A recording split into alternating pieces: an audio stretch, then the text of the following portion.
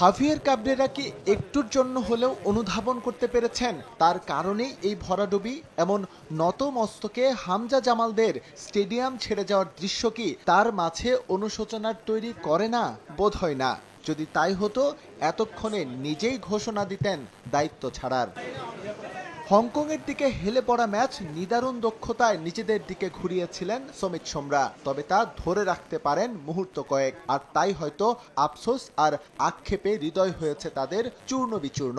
ফুটবলাররা সেটা ভাষায় প্রকাশ করতে না পারলেও তাদের মুখ দেখে পড়ে নেওয়া যায় অতি সহজেই। মন খারাপ, মন খারাপ।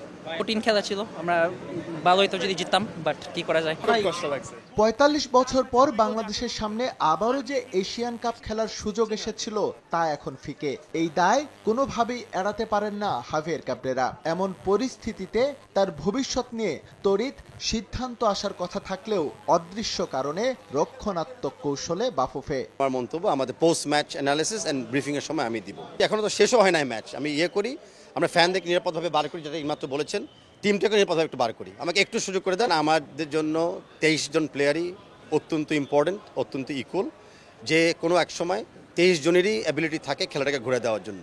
আর স্পেসিফিক প্লেয়ারদের ব্যাপারে আমি মন্তব্য করতে চাচ্ছি।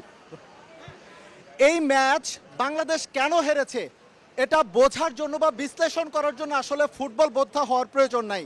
একটু আগে স্ক্রিনে যাকে দেখতে পাচ্ছিলেন তার ভুল কৌশল এবং ভুল প্লেয়ার সিলেকশনের জন্যই বাংলাদেশের ৪৫ বছর পর এশিয়ান কাপে খেলার যে সম্ভাবনা তৈরি হয়েছিল সেটা একেবারে ভেস্তে গেল। জাতীয় স্টেডিয়াম থেকে এস এম ইকবাল, সময় সংবাদ, ঢাকা।